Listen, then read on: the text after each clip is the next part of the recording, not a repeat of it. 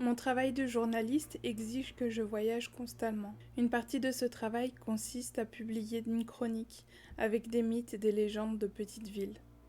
Il ne s'agit pas d'un travail objectif dans le monde du journalisme, mais j'aime beaucoup ça. Du moins, c'était le cas jusqu'à ce que je tombe sur le village appelé Madero Argento. Comme le mythe le dit, personne n'a été autorisé à mourir sur ce site. Je l'ai fait bien avant l'existence de Google Maps.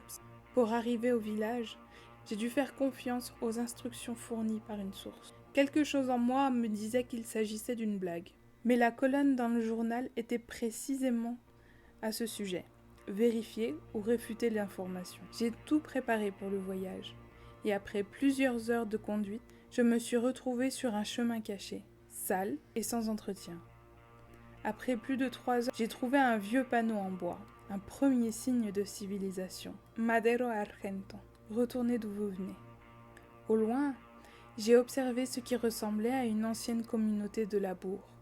C'était une petite ville avec peu de construction, et celle-ci semblait délabrée, ainsi que des tracteurs et des camions complètement rouillés et abandonnés. À l'œil nu, il ressemblait à une ville fantôme. J'ai garé ma voiture au bord de la route, et je me suis mis à déclarer que le mythe était une véritable arnaque. J'ai entendu quelqu'un me parler. « Pourquoi êtes-vous venu » J'ai immédiatement cherché l'origine de la voix. C'était un vieil homme, d'apparence fragile, qui s'appuyait sur une canne. Il était complètement chauve et n'avait pas une seule dent dans la bouche. « Qui êtes-vous » Au milieu d'une situation un peu inconfortable, j'ai décidé de me présenter. « Pourquoi êtes-vous ici » Je lui ai dit que j'étais un chasseur de mythes et de légendes, et je suis arrivé à cet endroit grâce aux indications fournies par une source anonyme. L'homme poussa un soupir. L'ignorance est une bénédiction, mais puisque vous êtes venu, vous aurez ce que vous êtes venu chercher. À ce moment-là, j'ai remarqué que le vieil homme avait la jambe cassée. Il la traînait en boitant, avec beaucoup de difficultés. Mais le plus étrange était sa peau, couverte d'égratignures qui semblaient récentes. « Vous allez bien ?» Il a simplement ignoré la question et fait un geste pour que je le suive. « Vous vivez seul sur le site ?»« Non, il y a d'autres personnes. » Sur le sol, j'ai observé un oiseau avec le torse déchiré et les organes exposés. Apparemment, il a été tué par un chien ou un chat. Cependant, l'animal a tenté de bouger malgré ses graves blessures.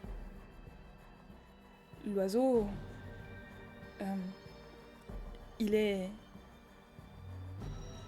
Le vieil homme regarda l'animal avec dédain. « Il est interdit de mourir ici. Rien n'est autorisé à mourir, » a-t-il répondu. Je l'ai suivi jusqu'à l'intérieur d'une vieille maison.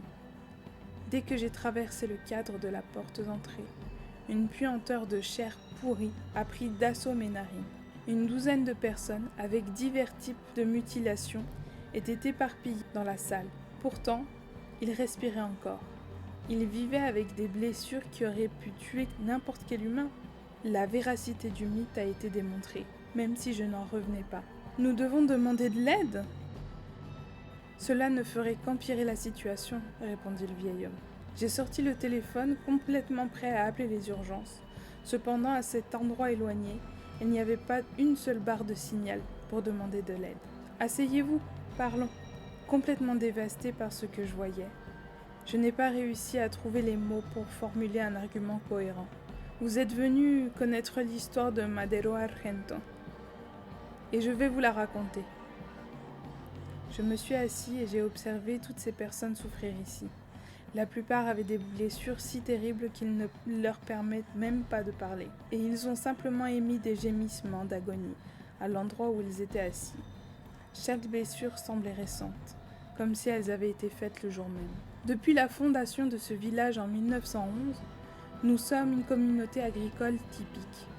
Une petite ville qui n'intéresse pas beaucoup de visiteurs. La plupart d'entre nous sont nés et ont grandi ici, de sorte que ces occasions étranges où quelqu'un nous rendait visite, c'était l'occasion de faire une grande célébration.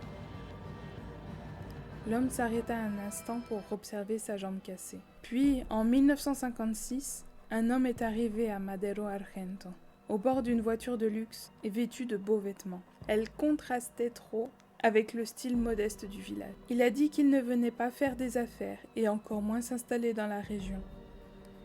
Il voulait simplement vivre 1 an dans notre communauté. En outre, il a promis que lorsque sa visite serait terminée, il nous donnerait quelque chose que nous n'oublierons jamais. Dès que le vieil homme a fini de parler, j'ai entendu de faibles cris venant de l'extérieur. Ils étaient terriblement rauques et transmettaient un sentiment indicible d'agonie. Il n'a jamais dit grand-chose. Il nous a simplement observés pendant que nous continuions notre routine quotidienne. Et était toujours prêt à aider. Il s'est montré comme une personne instruite et serviable. Donc au cours d'1 mois, nous le considérions déjà comme faisant partie de la communauté. Mais il portait toujours ce costume sanglant, qui semblait étranger aux éléments extérieurs. Sous la pluie ou sous une chaleur terrible, l'homme était calme et avait l'air impeccable. Les cris de l'extérieur ont dégénéré. Au milieu de cette supplication, j'ai distingué quelques supplications de pitié. Puis, à la fin de son année à Madero Argento, il nous a posé une question très simple. Quelle question ? Voulez-vous vivre éternellement ? Il s'arrêta un instant et soupira à nouveau. Les cris de l'arrière-plan semblaient essayer d'attirer mon attention, comme s'il savait que j'étais là. Dans un premier temps, nous avons ri de la proposition. Bien que la mort n'était pas notre ennemie, nous ne voulions pas d'elle. Après un long débat, le peuple a décidé de voter. Et vous pouvez déjà voir ce que nous avons choisi.